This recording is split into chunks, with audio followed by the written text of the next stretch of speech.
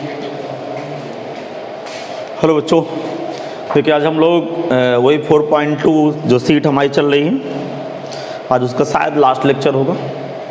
और इसके बाद आज कौन सी तारीख है? 22 तो 22 के बाद 2 दिन क्लास बंद रहेंगे, 23-24। 25 तारीख को लाइव आएंगे दोपहर 2 बजे से, कैलकुलस पढ़ाना शुरू करेंगे। तो आप बिल्कुल इसमें लापरवाही ना करिएगा, बस 1-2 दिन में क्लास पढ़ाएंगे कैलकुलस, और एप्लीकेशन में क्लास चलेंगी। यूट्यूब में सीरीज चलेगी जेईई मेंस की, मैं सारा सब कुछ आपको बता चुका हूँ। 1-2 दिन मुझे सेटअप करने में लगेगा, फिर जब मेरी क्लास स्टार्ट होगी तो नॉन स्टॉप क्लास चलेगी। चलिए बताइए, क्वेश्चन कौन था? 34 नंबर। देखो 34 नंबर क्वेश्चन क्या कह रहा है, इस पे ये सिद्ध करना है यदि ए और बी इन्वर्टिबल मैट्रिक्स है, मतलब व्युत्क्रमणीय हैं, तो निम्नलिखित में कौन सा स्टेटमेंट ट्रू नहीं है, कौन सा कथन सत्य नहीं है। चलिए जरा दिमाग लगाइएगा, ठीक। इस पे ए और बी व्युत्क्रमणीय अवयव है, मतलब ए तथा बी व्युत्क्रमणीय अवयव हैं,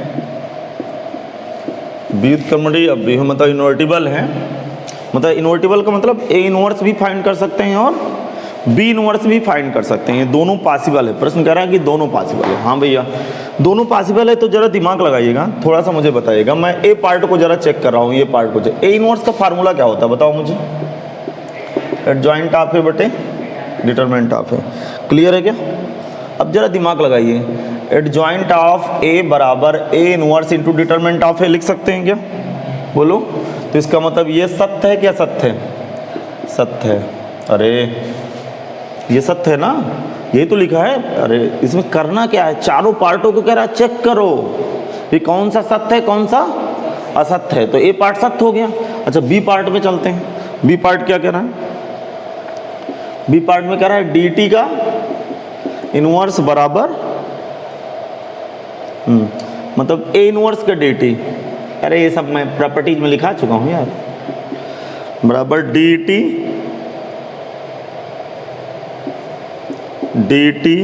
ए फिर पूरे का इनवर्स। ये प्रूफ कर दो।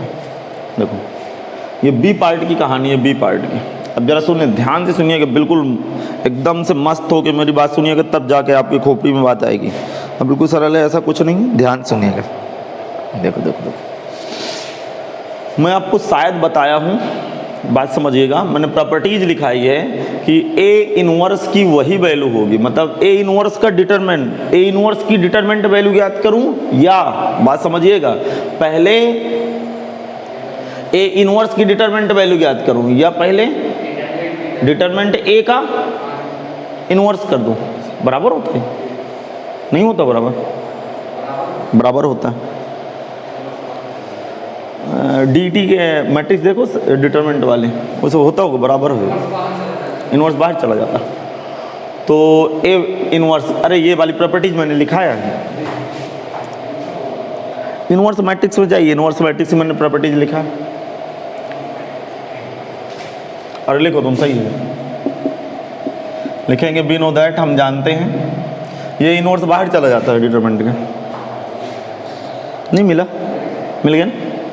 अरे मिल गया कि ज़बरदस्ती मिला?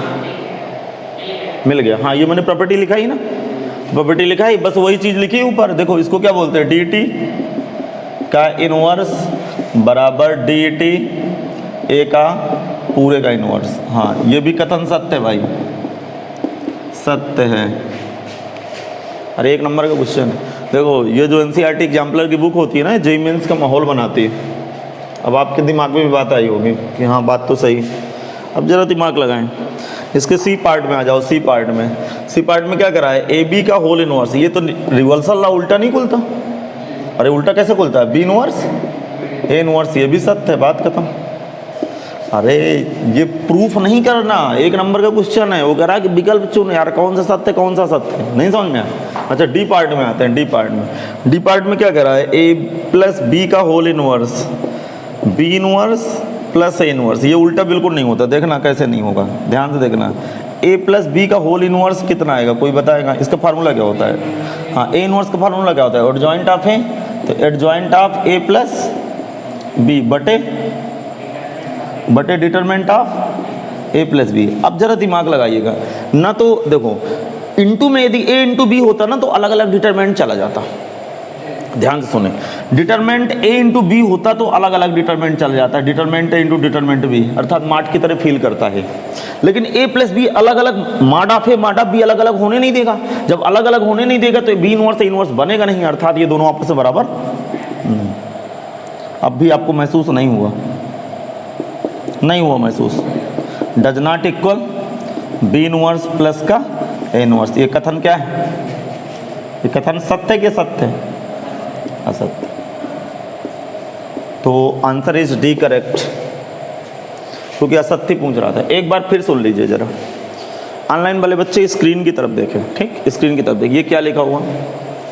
Mod of A B mod of A into mod of B, A plus B अलग अलग नहीं, इस तरह नहीं लिखा जा सकता। जब इस तरह लिखेंगे नहीं तो B inverse plus A inverse कैसे खुल जाएगा?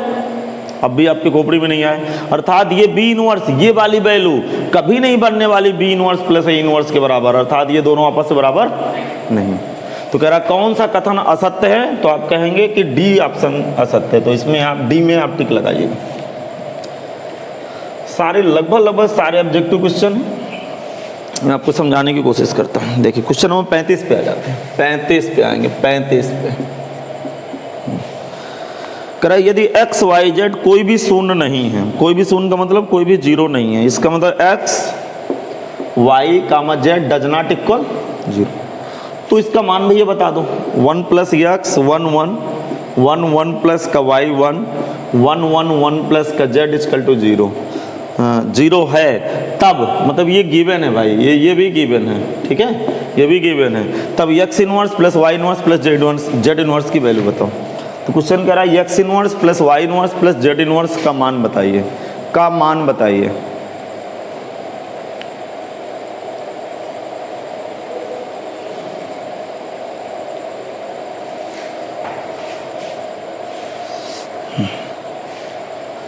देखो यार ऐसा करते हैं, ऐसे घटा दूं मैं, R1 replace R1 minus R2 and बोलो R2 replace R2 minus R3, इसको इसमें घटाएंगे x ये माइनस का y 0, इसको इसमें घटाए 0 1, ये कितना बैठा?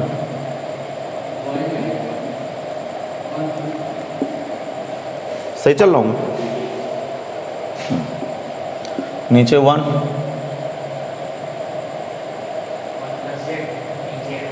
हाँ वो तो लिखूंगा ना, 1 1 1 प्लस जेड। हाँ एक बार चेक कर लीजिए सही चल रहा है। एक्सपेंड कराइए जरा इसको, लिखेंगे R1 के सापेक्ष प्रसार करने पर expanding along R1, expanding along R1, expanding along R1।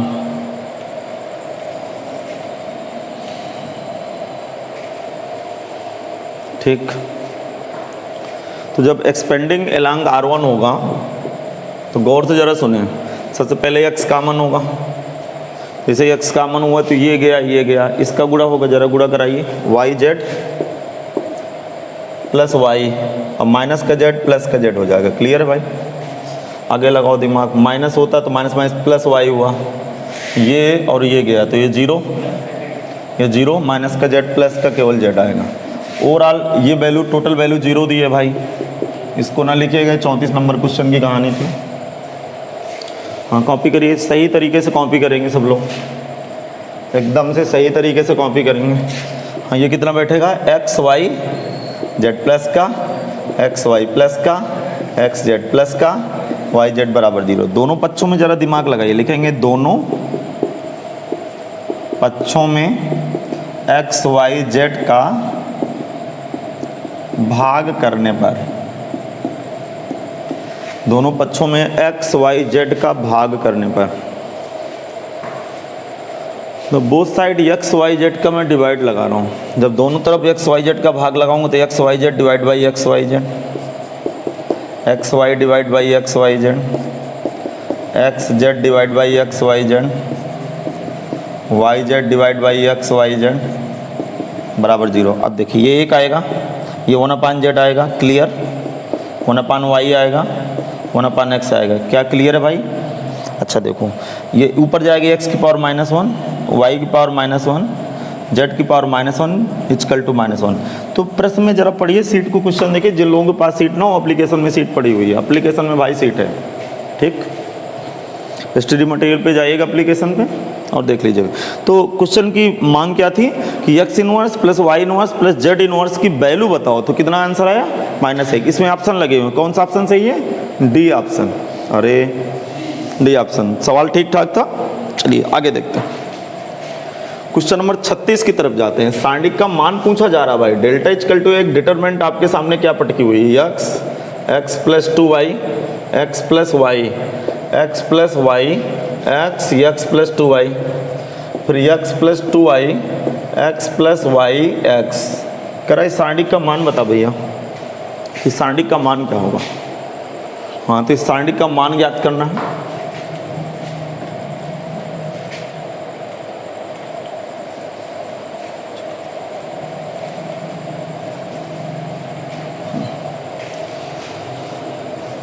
बोलो। सबसे पहले आपको नजर आ रहा होगा, अच्छा इस तरह जरा जोड़ के देखिए, x कितना? 3x plus 3y।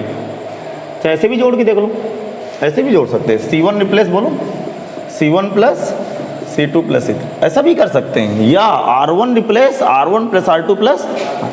अरे कम से कम ये डिटरमिनेंट मैट्रिक्स को लेकर लगभग ये समझ लीजिए 66 वीडियो लग चुके हैं एप्लीकेशन में। ये 67 लेक्चर है। अब आप क्या चाहते हो यार? अब यही चाहते हैं कि आप परीक्षा में चलिए हमारे साथ। 3x प्लस 3y, ठीक है, चलेंगे। x plus y, x। एक ही उपाय है परीक्षा में, जिस दिन परीक्षा की टाइमिंग हो उसी समय लाइव हो जाओ, मोबाइल अंदर ले जाओ।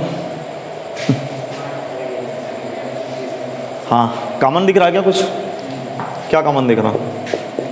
3x प्लस 3 1 दिखे, खुशी आई क्या? अरे वो वाली खुशी नहीं, समझ गए? कुछ देर के लिए मन में खुशी आई। 2 0 करके जल्दी से एक्सपेंड करो। अब ऐसे सवाल तो बोलने लायक नहीं भैया, क्या बोले ऐसे क्वेश्चनों पे? ऐसे क्वेश्चन तो आप तुरंत कर लेते हैं, मुझे पता है कि आप बहुत तेजी के साथ करते हैं ऐसे क्वेश्चन। तो R1 रिप्लेस बोले क्या बैठेगा? R1 minus R2 and R2 replace R2 minus R3। तो डेल्टा इक्वल टू बैठेगा 3x प्लस वाई,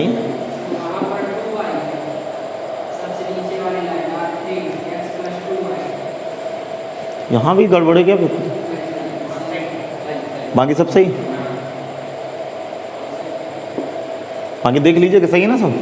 बराबर। हाँ, सही समय में मुझे जगा लिए आप। 0 y माइनस का x कटा y, सही चल रहा हूँ। फिर 0 माइनस 2y, y कोई छिड़कानी नहीं, 1 x plus 2y x। Expand कर दूँ? एक उपाय और है, जरा देखिए इधर।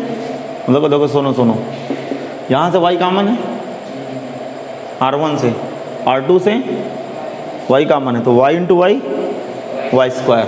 तो 3y square into x plus y ले लेते हैं कॉमन थोड़ा सा, उसे कोई ज़रूरी भी नहीं था। तो 0 1 1, 0 माइनस 2 1, और आसान हो गया 1 x प्लस 2i x, ठीक। 3y square x plus Y, और ये इसके रिस्पेक्ट स्पेंड करो जरा, देखो जरा कितना आ रहा है। ये गुणा होगा 1 और -2 प्लस 2, तो 3 3 3 3 3 जो 9 y square x plus y. क्या कोई ऑप्शन लगा है क्या? अरे सीट में देखिए कोई ऑप्शन लगा है क्या? कौन सा? डी नंबर इसका ऑप्शन से, बी। देखते हैं, हाँ बी नंबर इसका ऑप्शन से ही 9y square x plus y. तो बी में आप टिक लगा दीजिएगा, तो आंसर इसका बी सही है भाई।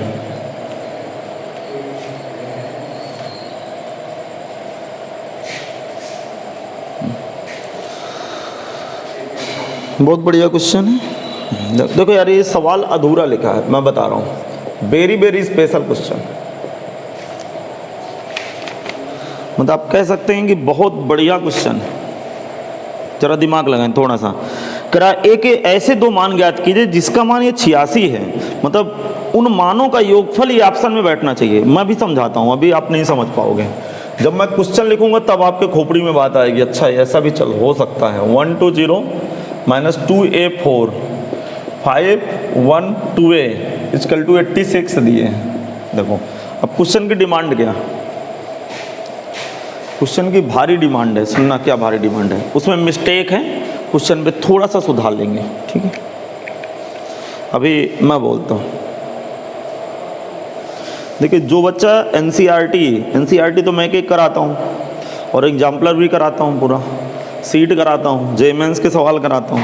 अब क्या चाहते हो यार, ठीक है, आपका भी फर्ज बनता है कि कम से कम अपने टीचर का यार थोड़ा सा सहयोग तो कर दें, क्योंकि परिस्थितियाँ विपरीत चल रही हैं, भारी समय चल रहा है यार। थोड़ा सा लापरवाही करोगे तो बाहर हो जाएंगे सब लोग। जरा दिमाग लगाइए। प्रश्न कह रहा है यदि इस डिटरमिनेंट की वैल्यू 86 है तो एक ऐसे दो मान बताओ जिनका योगफल करने से ऑप्शन बैठ जाए। ऑप्शन क्या कह दिए, अभी भी आपकी खोपड़ी में बात नहीं आई, इस जन्म ना आएगी खोपड़ी में बात। ये ऑप्शन लगे क्या?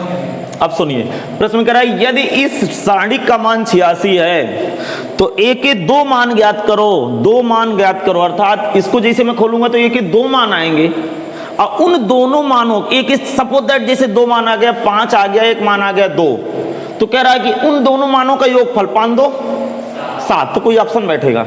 अरे वो तो मैं तुक्का लगा रहा हूँ ना, 5 2 आंसर तो ये वाला सही है, ठीक। वो क्या आएगा, अब बात आई कि नहीं आई, मैं सवाल कर दूं फिर समझाता हूँ। तो पहले गिवन क्या है आपको समझ में नहीं आएगा, आ गया समझ में? हाँ भाई, गिवन क्या है, given 120 minus 2a4 512a equal to 86। जल्दी से आप लोग इसको एक्सपेंड कर दे, बिना कोई छेड़खानी के एक्सपेंड कर दो। लिखो R1 के सापेक्ष प्रसार करने पर, जल्दी से एक्सपेंड करके वैल्यू बताएं। C1 का, हाँ C1 के सापेक्ष करो, 1 0 भैया लिखेंगे C1 के सापेक्ष प्रसार करने पर। C1 के सापेक्ष प्रसार करने पर, जैसे C1 के सापेक्ष expanding along C1, expanding along C1,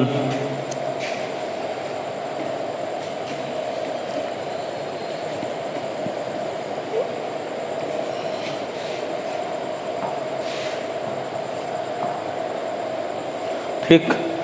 तो ये C1 1 कॉमन हुआ क्या, ये उड़ा, कितना है बेटा 2a स्क्वायर माइनस का 4a प्लस माइनस 2 कॉमन होगा, ये और ये कितना है गई, माइनस का 4a माइनस का 20 बराबर 86। फिर देखो कितना है 2a स्क्वायर माइनस का 4a प्लस का 8a और प्लस का 40 माइनस का 86 बराबर 0। हाँ क्वाड्रेटिक बनने वाली भाई, 2a स्क्वायर प्लस का 4a, गलत है क्या इस पे, ये गया, ये गया और ये गया, 2a स्क्वायर, हाँ खाली 4 कितना आएगा 2a स्क्वायर प्लस का 8a बराबर, और 86 4 90, 90 में 40 गए 50 प्लस का माइनस का 50, माइनस 50 बराबर 0। चलो ये क्या बना बेटा, a स्क्वायर प्लस का 4a माइनस का 25 बराबर 0। a स्क्वायर 25 के फैक्टर 4 आ गया, 25 के फैक्टर नहीं बनी, कहीं गलत हुआ, 100% गलत हुआ। क्वेश्चन देखते हैं 120 माइनस 2a4 5 या माइनस 1, क्या हुआ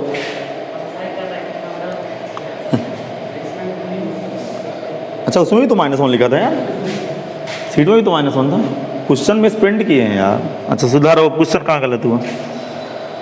ये गया ठीक। 2a² माइनस 4 प्लस 4 हो जाएगा। क्यों भाई? जब प्लस 4 होगा तो यहाँ क्वांटिटी में फर्क पड़ेगा बस। अब कितना बचा ही? नहीं 2a², ये 86 में 44 घटाओ,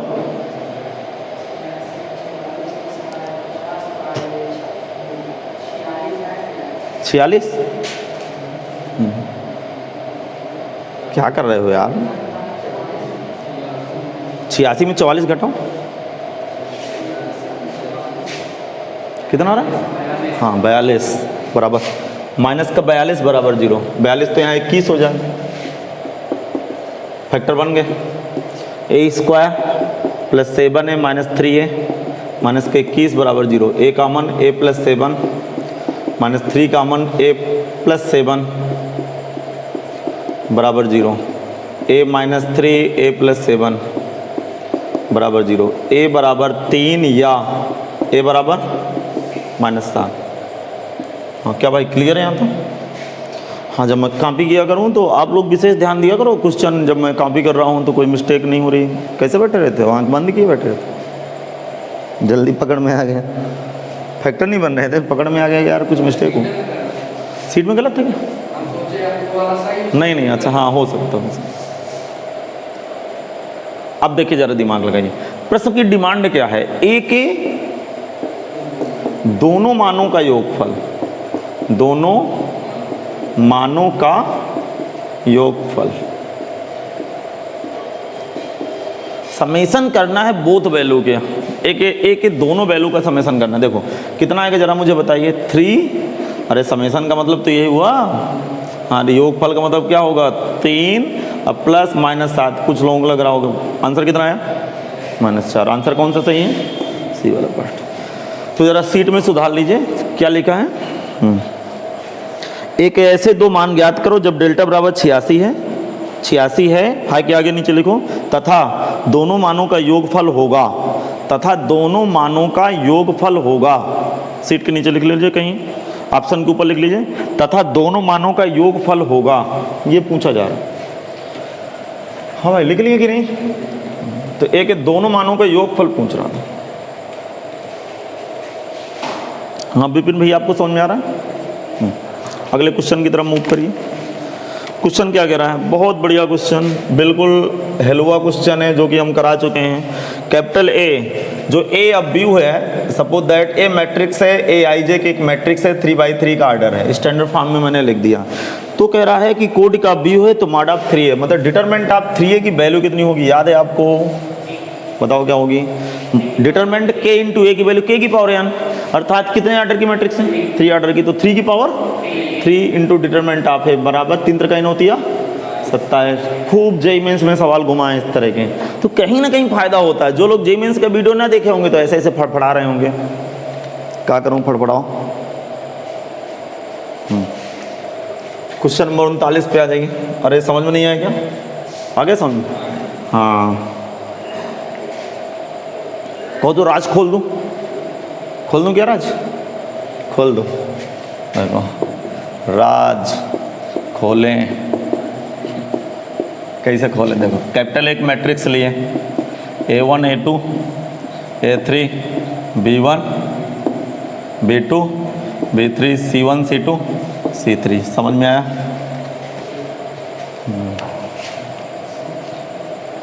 भाई अब इस बार राज नहीं खोलेंगे, सब प्रॉपर्टीज बता चुका हूँ। हाँ बोथ साइड 3a को मल्टीप्लाई करूँ, अंदर 3 मल्टीप्लाई करूँगा, सब जगह 3 जाएगा। क्या बोल नहीं रहे हो?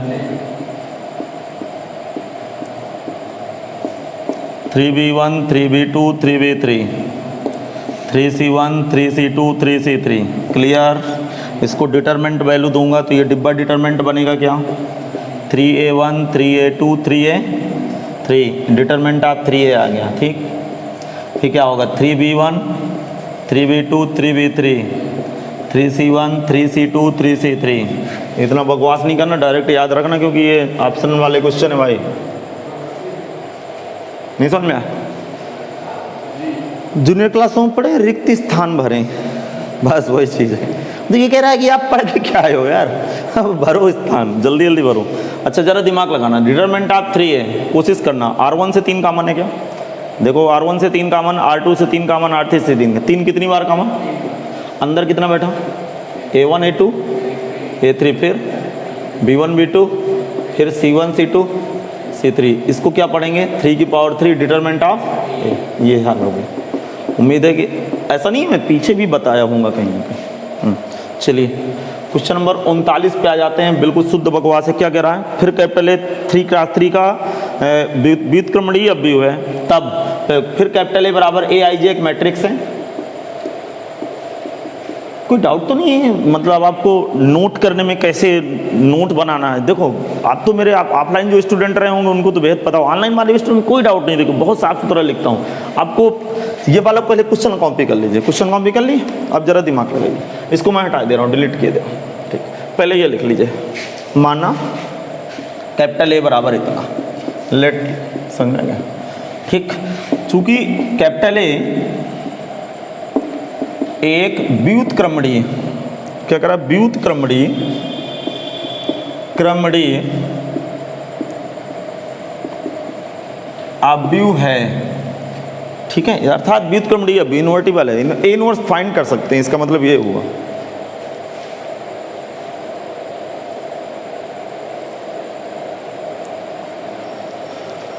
कह रहा कि व्युत्क्रमणीय अवयव है, तो वैल्यू किसकी मांग रहा है?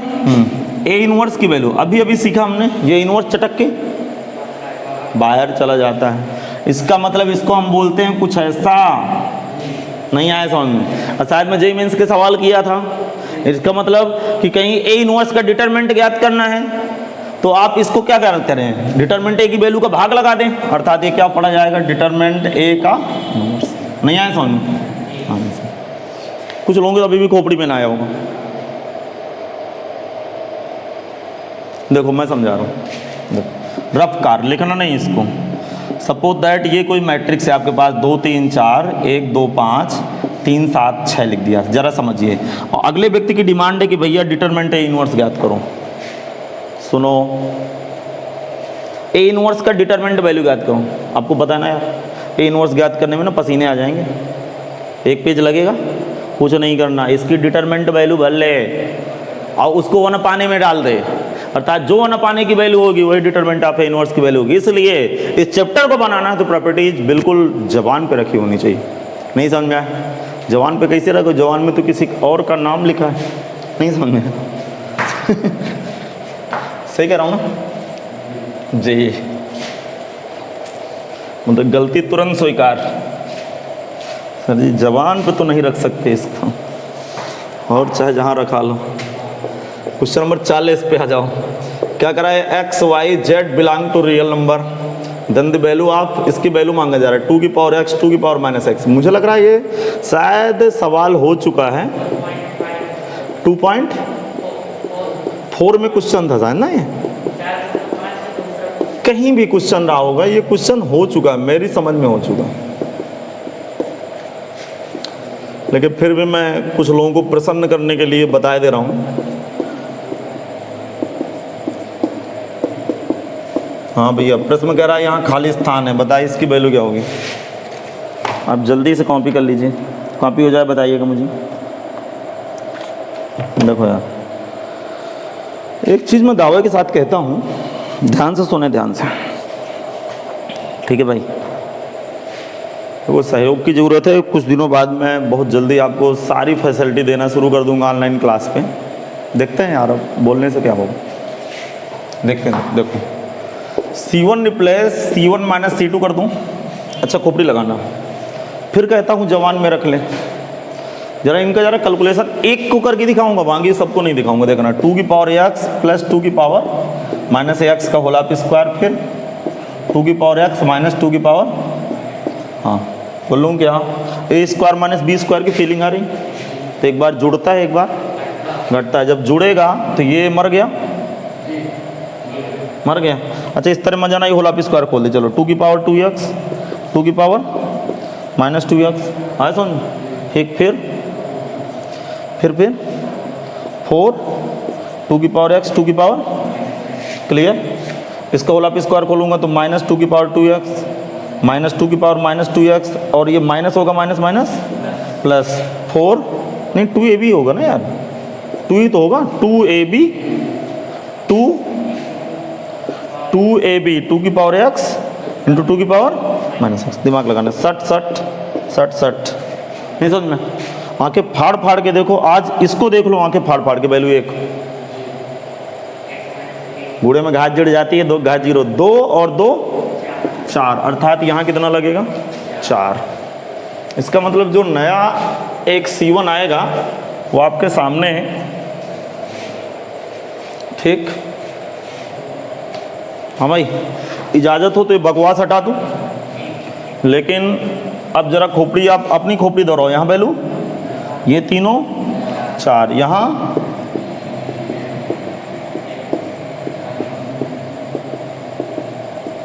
आज के सवाल सरल हैं। हाँ जरा दिमाग लगाइए, इधर सुने, 4 कामन, जैसे 4 कामन तो 3 1 दिखे, वैल्यू चलो। हाँ C1 से 4 कामन लेने पर वैल्यू 0 बराबर C1 बराबर C2। कर लीजिए इतना सब।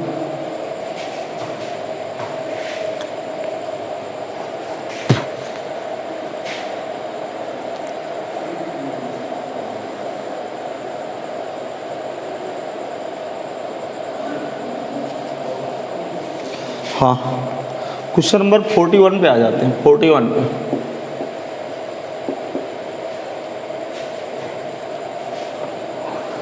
cos 2 थीटा बराबर 0 दिए, गिवन क्या है, cos 2 थीटा बराबर 0, तो 2 थीटा बराबर किसकी वैल्यू होती है 0, cos 90, अरे 90 डिग्री, cos 2 थीटा बराबर cos 90 डिग्री, 2 थीटा बराबर 90 डिग्री, थीटा बराबर 45 डिग्री। नाउ देखो, अब ये डिटरमिनेंट की वैल्यू पूछ रहा है। नाउ एक डिटरमिनेंट को मैंने डेल्टा शो किया, वैल्यू क्या है 0 cos theta sin theta cos theta sin theta 0 sin theta 0 cos theta. करा का होल स्क्वायर बता भैया, ये डॉट डॉट है आगे, मतलब रिक्त स्थान भरना है। करा इसकी वैल्यू बता दो यार मुझे, किसकी वैल्यू कितनी आ रही।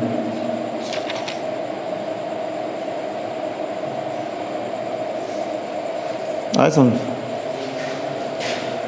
देखो यार एक चीज तो क्लियर है, थीटा की जगह क्या रखूं, थीटा की जगह 45 अंश, तो cos 45 अंश की वैल्यू 1/√2 आ गया समझ, फिर 1/√2, क्लियर है कि नहीं, फिर 1/√2, फिर 1/√2, फिर 0, फिर 1/√2 0, फिर 1/√2 का होल स्क्वायर। क्या मेरी बात आप समझ पा रहे हो? अरे नहीं समझ में। अब यार C1 के सफेद प्रसार कर दूं,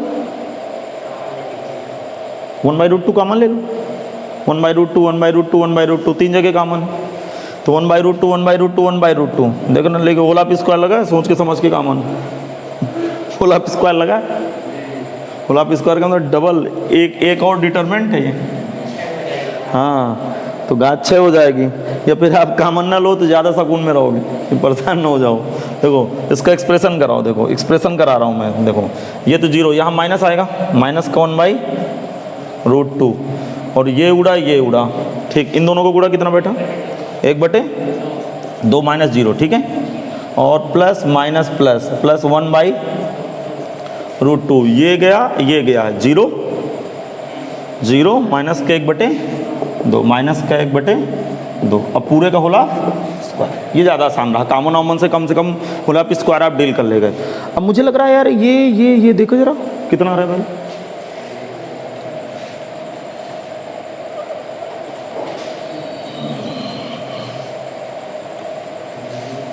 हाँ ये कितना है भैया, माइनस का 1/2√2, क्यों भाई, और ये भी सेम आ रहा है, ठीक है, ये दोनों जुड़ के -2/2√2 का होल ऑफ, ये कटा -1/2 आंसर है।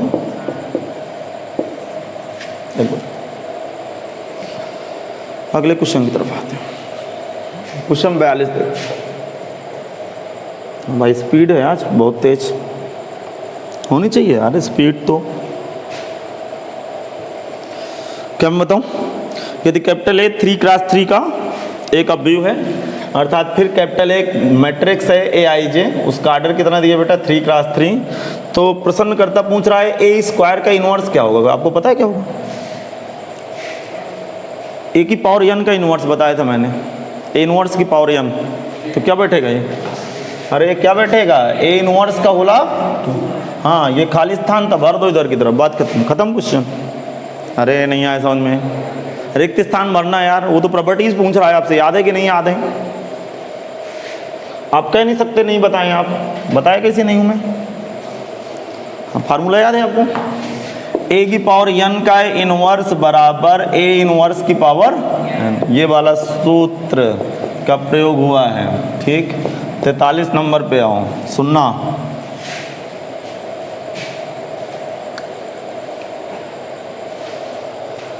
यदि कैपिटल ए 3x3 कोटि का अवयव है, मतलब फिर से कैपिटल ए आई जे एक मैट्रिक्स है जो 3x3 ऑर्डर का है, 3x3 ऑर्डर का है, तो ए के सारणिक के सभी उपसारणिकों की संख्या कितनी होंगी? अच्छा जरा सपोज दैट समझिए, इसके 3x3 में अर्थात अवयव कैपिटल ए में लिखें, अवयव कैपिटल ए में 9 अवयव होंगे,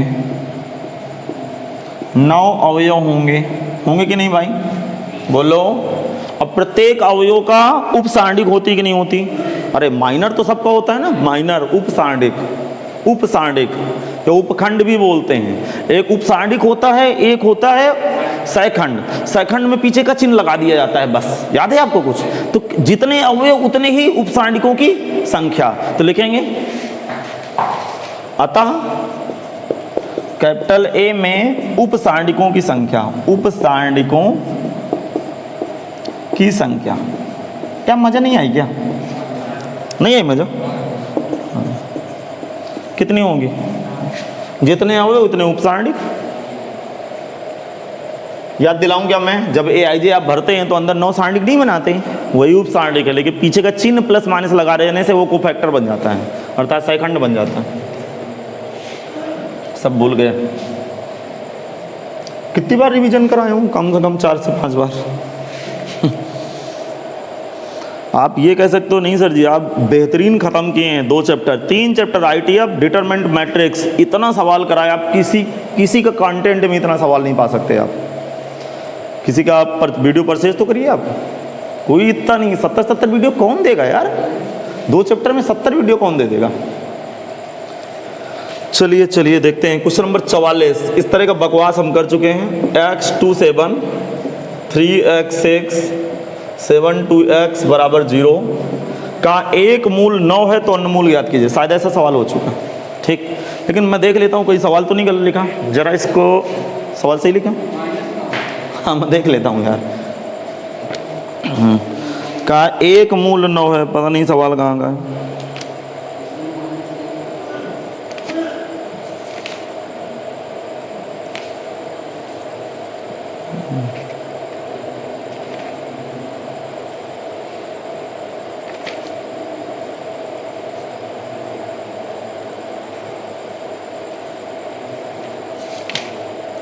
सवाल तो मिलना चाहिए, मिल ही नहीं रहा। का एक मूल -9 है ना, का एक मूल -9 है तो अन्य मूल ज्ञात कीजिए। हाँ इंग्लिश में सवाल लिखा है if x equal to is -9 is root of, हाँ ये मैं डिटरमिनेंट देख लेता हूँ, x27 3x6 7 2, हाँ बराबर है भाई, ठीक है। कह रहा है कि एक मूल इसका -9 है, इस सारणिक का एक मूल -9 है तो अन्य मूल ज्ञात करो। कुल मिला के इसको एक्सपेंड कर दो सीधा सीधा, तो क्यूबिक बनेगी। तो 3 मूल आएंगे, एक मूल आपके पास दिए हैं, 2 मूल आप ज्ञात कर लीजिएगा। अब एक मूल दिए उसके मदद से शेषफल प्रमेय चले जाएंगे, याद होगा आपको। अब भाग लगा देंगे उसका। चलिए इसको R1 के सापेक्ष प्रसार करने पर लिख दो डायरेक्ट, R1 के सापेक्ष प्रसार करने पर। और जब इसको प्रसार करेंगे तो मैं प्रसार कर दूंगा, इसका प्रसार करूंगा तो x³ माइनस का 67x प्लस 126 बराबर 0, x³ माइनस का 67x प्लस 126 बराबर 0, इतना आएगा। लिख दो आप लोग भी, डायरेक्ट लिख दो। देखो जरा देख लेते इसका रफ कार कर लेते, रफ कार मेरे साथ मदद करिए। एक्स रॉ -9 मूल्य तो इसको एक्स रॉ पर -9 सूट करेगा। अरे ऑब्जर्व करेगा कि नहीं, मतलब इसको सूट कर जाएगा। इधर -9 रखूँगा तो 0 0 आएगा। -9 का क्यूब कितना होता है बताओ? 9 का क्यूब कितना होता है? 729, तो -729 आ गया। ठीक, -67 गुणे -9 प्लस 126, तो -729 प्लस 9 सत्ते 63, 9 छक 54, 54 3 57, 63 6, हाँ 54 और 6 60, 603 क्यों भाई, प्लस 126 729, जरा इसको जोड़ो 729, कट्टम कुट्टम, अर्थात ये एक्स रॉ -9 सूट कर गया। इसका मतलब इसका एक्सप्रेशन सही है। अब जरा दिमाग लगाइए, लिखेंगे चूँकि समीकरण का x बराबर -9 एक मूल है, इसलिए x + 9 समीकरण का एक गुणनखंड होगा। इसलिए समीकरण का x + 9 एक गुणनखंड होगा। इसलिए समीकरण का x + 9 एक गुणनखंड होगा। तैयार रहना। देखो या फिर x + 9 का इसमें भाग लगा दो। यह एक उपाय मैं आपके साथ और शेयर कर रहा हूँ। आप ये थोड़े थोड़े दूर में x + 9 लिख दो। अच्छा, जिन लोगों से ये विध ना बनती हो तो सीखने की कोई उम्र नहीं होती, या दिल से ना लगा भाग दे दे भाई। समझ में आ गया? यहाँ क्या बनाना है? x³ तो x² को पहले मल्टीप्लाई करना। ध्यान सुने, मेरी तरफ देखें, इधर की तरफ, इधर की तरफ। x³ बनाइए, अंदर गुणा हुआ कितना हुआ? -9x² माइनस का 9, ये x³ तो ऑलरेडी बैलेंस हो गया 9x², क्योंकि x² का टर्म नहीं है इसलिए यहाँ पीछे से 9x मल्टीप्लाई कर दूँ तो इसका गुणा इसके साथ होगा, ये बैलेंस हो जाएगा। और माइनस का 9x² आएगा, प्लस का 9x² आएगा, तो इसको काट देगा। नहीं समझ में? तब तक ये आ चुका होगा और 9x² कट चुका होगा। अब भी आपके खोपड़ी में नहीं आए। ये क्या लिख दिया? प्लस का 9x² आएगा ना, तो यहाँ क्या करूँ? माइनस का 9x²। ठीक है, ये प्लस का x³ आ गया, प्लस का 9x² आएगा तो माइनस का 9x² से कट जाएगा। फिर यहाँ कितना आएगा? 9 9 81x, आना कितना चाहिए? 67। 81 में क्या घटाऊँ कि 67 है? प्लस का 14, तो प्लस का यहाँ 14 गुणा कर दीजिए। जरा दिमाग लगाइए, दिमाग लगाएं। ठीक, इसका गुणा करेंगे, माइनस का 81x और प्लस का 14x, दोनों जुड़ के 67x, और 14 गुणे 9 126। अर्थात ये यहाँ पे कुछ ना गुणा करना पड़े, तब तो मेथड सही है। अर्थात देसी बीज से यदि x + 9 का मैं भाग लगाता तो क्या बनता है? x² माइनस का 9x + 14। ये इसकी कहानी। नहीं हो लगी? नहीं समझ में आया? या भाग दे लीजिए या फिर इस मेथड से आ जाइए। क्या प्रॉब्लम क्या है आपको? इसके फैक्टर बन रहे हैं क्या अंदर? अरे फैक्टर बन रहे हैं क्या? बनाओ फैक्टर।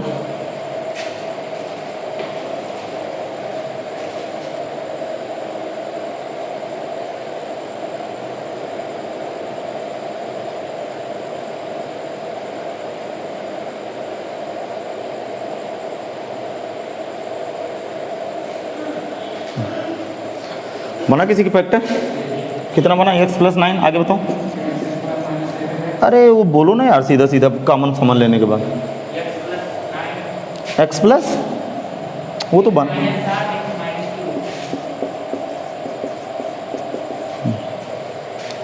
x बराबर 9 या x बराबर 2 या बोलो x बराबर 7। तो अन्य दो मूल कितने आ गए बताओ जरा?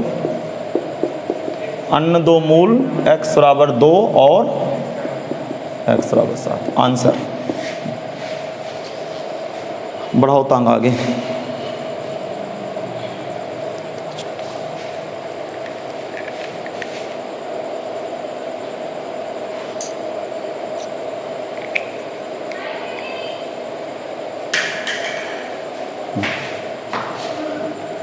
क्वेश्चन नंबर 45 की ओर देखते हैं। ठीक, क्वेश्चन क्या करा है 45 नंबर, मैं आपको समझा रहा हूँ, कुछ मिस्टेक है सुधारना पड़ेगा शायद।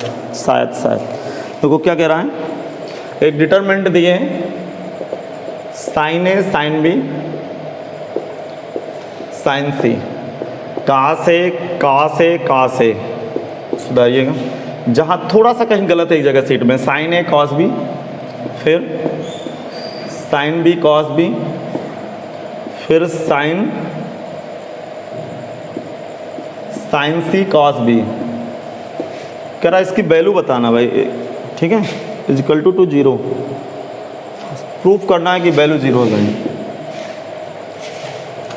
यहाँ मिस्टेक है शायद ना सीट में, सुधार लेना। कह रहा है इसकी वैल्यू प्रूफ कीजिए कि 0। यार ये तो सिद्ध हो गया, कैसे करूँ बताओ, मैं बताऊँ? देखो C3 की तरफ देखिए, C3 में दो क्वांटिटियों का समेसन, दो राशियों का योगफल, एक सांडिक से दो सांडिक मार दो। और जब दो सांडिक को मारूंगा, पहले बात तो मैं LHS लेके चलूंगा, जब दो सांडिक मारूंगा तो आंखें फाड़ फाड़ के देखूंगा कि C1 C2 में कोई दिक्कत नहीं है। C1 C2 दोनों सांडिकों का सेम होगा, नहीं समझ में आया? C3 दोनों का अलग अलग होगा। चलिए अलग अलग करिए, साइन ए साइन बी साइन सी, का से। क्लियर है भाई? यहाँ क्या भरूँ, कोई बताएगा? साइन ए साइन बी साइन सी, फिर साइन ए साइन बी साइन सी, का से। अब जरा बताओ अब क्या, यहाँ क्या लिखूँ? Cos B. क्लियर? अब जरा सुनना, ध्यान से। ये तो ऑलरेडी आत्महत्या कर लिया। इधर देखें C1 बराबर C3, इधर ध्यान से देखें C1 बराबर C3। इस डिटरमिनेंट को देखो, देखो यहाँ से क्या कॉमन है, का से, यहाँ से कास बी, तो यहाँ 3 एक लगेंगे, C2 बराबर C3, ये भी वैल्यू, ओवरऑल वैल्यू नहीं आए समझ? आगे हाँ भाई, आलस नहीं करेंगे, फिल्म नहीं देख रहे हैं आप, कॉपी करिएगा, क्या डायलॉग चल रहे हैं, नहीं समझ? अरे 46 हो गया, हाँ 46वां नंबर शायद। कोई फर्क है क्या इसमें, हल्का फुल्का भी? अच्छा, जिसका मैक्सिमम वैल्यू निकालने थे 31, हाँ 31 सेम क्वेश्चन था, 1 प्लस साइन थीटा। अच्छा थोड़ा सा अंतर, इधर उधर वैल्यू है, बात समझ में आ गई? ठीक है, कर देता हूँ। करा इसका अधिकतम मान 2 होगा, 46 नंबर। डिटरमिनेंट दिए है, इसकी मिनिमम मैक्सिमम वैल्यू आपसे मांगी जा रही, 1 plus sine theta, 1 plus cos theta. ठीक, अब ऐसा करिए आप, ऐसा 2 0 कर दो, C1 replace C1 minus C2 and C2 replace C2 minus C3। चलिए डेल्टा इजकल टू करिए जरा, ये 0 और ये माइनस का साइन थीटा, फिर 0, फिर साइन थीटा, और ऐसे घटेगा साइन थीटा, फिर minus cos theta, 1 plus cos theta, expanding along R1, expanding along R1। चलिए कंप्लीट करें सब लोग।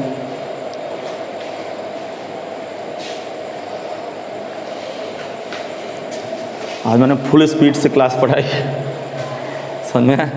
तो अपनी स्पीड पे आ जाऊं तो आप तो समझदार हो यार।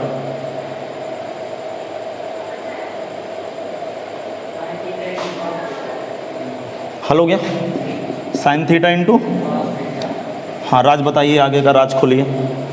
आप क्या करूं, हाँ पेज पलटा के देख लीजिए, 2 का गुणा 2 का भाग, 1/2 साइन 2 थीटा। अब जरा दिमाग लगाइए कि साइन 2 थीटा, दिमाग लगाना, अब इसके ऊपर मैक्सिमम वैल्यू डिपेंड है क्या? मुझे बताइए साइन 2 थीटा की रेंज, हाँ -1 से +1। क्लियर हो गया आप लोग? लेकिन ये मिनिमम मैक्सिमम वैल्यू कब देगा, जब साइन 2 थीटा का मान 1 हूँ, अरे माइनस, वहाँ उस केस में माइनस लगा था यहाँ पे, तब माइनस जाके वैल्यू लिए थे। अब यहाँ -1 वैल्यू डालोगे तो छोटा नहीं हो जाएगा, अर्थात sin 2 थीटा किस कंडीशन में मैक्सिमा होगा, जब sin 2 थीटा का मान +1 लाई करेगा, अर्थात नहीं आया समझ में, आ गया समझ में।